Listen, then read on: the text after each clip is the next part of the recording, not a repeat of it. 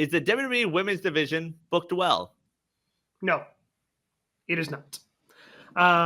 We've talked to a number of different women, and granted, not just WWE, but a number of different women on the show over the last calendar year. And it seems like a theme has been, hey, I would love to tell a meaningful story that does not involve a championship.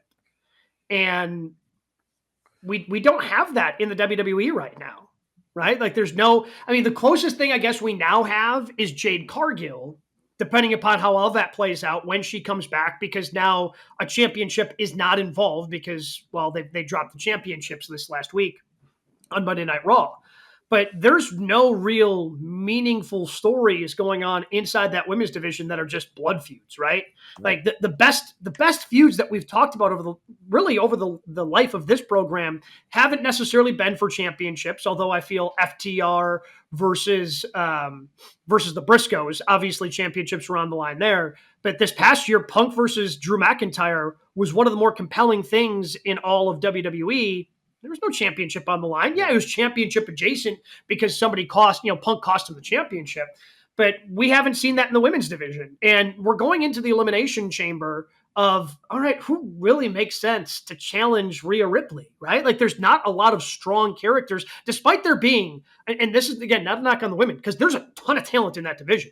Like I think that match is going to be fantastic, but there's just not a lot of strong character building with the pieces that they have. Yeah, I would just say that they're going through a little bit of a transition. Like it's good to see Charlotte back, and I think that match against Tiffy will be, the best match that we've seen from Tiffy. But I feel like when I see Lyra Valkyria or when I watch Roxanne Perez, it's like, I see it's a great entrance, then the bell rings. It doesn't mean that they're bad. It's just that they don't have, and I guess the programs aren't very good. Does that make sense, guys? Like, yeah. I feel like there's talent there, but the programs are weak. Yeah, and I think that answers the question, like Gabe said. Like, we're not getting those stories.